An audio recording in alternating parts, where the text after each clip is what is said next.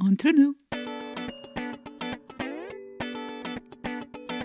Entre nous, Le podcast. pour parler de sexualité. Yes, ok, go. Bonjour, alors je suis Olivier Majeron du Lovell Center. Dans ce nouvel épisode, je vais vous parler en fait de la sexualité et en quoi effectivement ça impacte l'individu. L'éducation à être. Votre corps, c'est votre meilleur compagnon. C'est à travers lui que vous allez tout vivre. Évidemment, on peut parler d'extase. Donc, extase, c'est être dans un état ailleurs, être en connexion avec le tout, mais néanmoins, ça passe d'abord par le corps. Donc, si on parle de plaisir, de jouissance, d'orgasme, de bien-être, de relation et d'être confiant en soi, ça passe par le corps. Donc, laissez-lui une grande place. Écoutez-le, acceptez-le. Et prenez un peu de distance avec, quelque part, toutes les normes sociales. Donc, si vous avez une critique, souvent, vous allez l'orienter vers vous, vers votre corps. Il n'est pas assez comme ci, il n'est pas assez comme là. Mais si cet esprit critique, vous allez le mettre sur l'extérieur, c'est-à-dire sur les normes, les injonctions, les stéréotypes, ce que vous croyez que vous pouvez faire ou pas faire, suivant la morale dans laquelle vous vous trouvez. C'est-à-dire, mettez cette analyse sur les concepts et laissez votre corps s'exprimer et de l'écouter. Écoutez sa sagesse et donnez-lui la place, sans jugement, sans critique. Parce que de toute façon, c'est lui qui va vous faire vivre quelque chose de plaisant. Si vous êtes ici présent et que vous avez un corps fait de sens, donc sensuel, c'est un corps sensuel, que ce soit l'ouïe, l'odorat, le toucher, enfin voilà, peu importe le mouvement, c'est un corps qui vibre, qui a une sensualité et qui demande simplement à vous transmettre du plaisir. La masturbation. Alors tout d'abord, j'aime pas trop le terme masturbation. Je trouve qu'il faudrait inventer un nouveau monde, un nouveau mot. Donc un nouveau monde derrière. J'aime bien le lapsus que je viens de faire. Parce que masturbation, ça veut dire souiller avec les mains. Mettons ça un peu de côté. Ok, ça existe. On l'a suffisamment expérimenté au fil des siècles. Si ça vous plaît toujours, gardez cette vision-là. Et on utilise par exemple en anglais le terme self-pleasuring. Donc le terme self-pleasuring, c'est-à-dire se donner du plaisir à soi-même. Donc c'est soi avec soi. Même si la masturbation, évidemment, ou le self-pleasuring peut être vécu seul ou avec partenaire, parce que le partager et s'expliquer, c'est un super outil. D'ailleurs, petit conseil en passant, la sexualité, elle est spécifique et unique à chacun. Et la manière dont vous avez éveillé votre corps et que vous êtes en relation avec votre corps, et vous créez quelque part des circuits neuronaux et des habitudes qui fonctionnent très bien. Quelque chose de très érotique pour vous ne l'est peut-être pas pour quelqu'un d'autre. Donc quand vous êtes en relation avec quelqu'un, un nouveau partenaire ou autre, parfois on se sent un peu maladroit. Et donc parler de self-pleasuring avec un nouveau partenaire, c'est extrêmement nourrissant et plaisant en fait. Ça crée de la complicité et ça permet d'aller rapidement plus loin. On peut avoir des discours, parfois on dit « Ouais, mon partenaire il est incompétent ». Mais est-ce que tu as partagé ce qui était spécifique pour toi? Parce que ce qui est spécifique pour toi, c'est pas la même chose que pour moi, ma voisine ou mon voisin.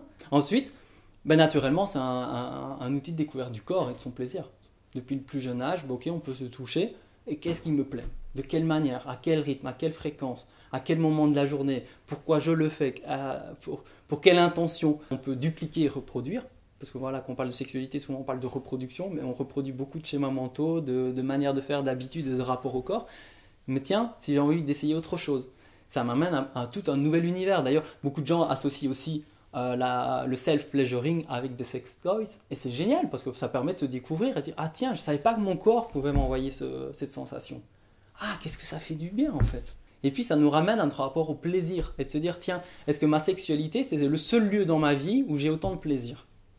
Parce que sinon, la sexualité, le génital devient le monopole du plaisir. Mais est-ce que j'ai autant de plaisir et de joie dans mes créations artistiques au travail, dans ma vie scolaire à l'école? Est-ce que je prends autant de plaisir dans ma vie familiale, dans ma vie relationnelle, affective? Est-ce que ce plaisir, il est cohérent avec le reste de ma vie? Il y a un jeu d'écho entre les deux. Est-ce que finalement, je ne me sens pas étriqué, limité, contraint ou privé de quelque chose ou frustré? Parce qu'en fait, ça n'appartient qu'à ce domaine-là quand je peux le faire et quand j'ai mes moments d'intimité avec moi. Ou quand j'ai un moment d'intimité avec mon ou ma partenaire. Vous voyez, on peut faire des liens puissants qui vous permettent d'aller mieux vis-à-vis de vous-même et de créer une vie qui est plus en cohérence avec vos aspirations et votre manière de vivre le plaisir au quotidien. Parce que si on avait une vie de plaisir à travers tout ce qu'on fait, du matin qu'on se lève jusqu'à la fin, vous verriez qu'en fait la vie serait beaucoup plus joyeuse. C'est pour ça qu'on parle d'énergie, de vie, de vitalité, de joie de vivre au Lovell Center parce que c'est intimement lié. Et vous verriez aussi une relation à la sexualité et à l'autre totalement différente. Et accueillez-le. C'est naturel. Tout le monde le pratique à un moment ou à un autre, parfois plus dans certaines phases de votre vie, parfois moins. Parfois ça revient au galop, parfois ça disparaît et on est triste, on dit zut, j'avais cette période de ma vie où le self-pleasuring était très présent et j'étais nourri et puis je me rends compte que depuis 6 mois il n'y en a plus.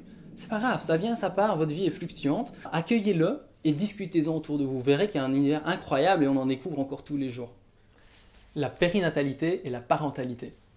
quelque part, c'est un peu faux de dire « Ah ben voilà, ils ont eu des enfants, ils sont heureux ». Non, c'est « Ouh, ils ont eu des enfants ». On devrait augmenter notre niveau de conscience et notre sensibilité, dire « Waouh, ils vivent peut-être des moments de challenge dans leur vie, des moments de transformation, des moments où il faut se faire une introspection et se découvrir dans un nouveau rôle et de se dire tiens, mais si je suis femme et mère et amante et si et là et un travail, mais comment j'arrive à combiner tout ça et être heureux dans ma relation et ma sexualité? C'est pas évident. On sait que cette phase de vie, elle est transformatrice, elle change beaucoup d'éléments et il y a autant de difficultés, de challenges et de frustrations du côté de la femme que du côté de l'homme dans un couple hétérosexuel, et tout ça va influencer aussi l'enfant qui arrive. Il va vivre dans cet environnement familial empreint de tout ça.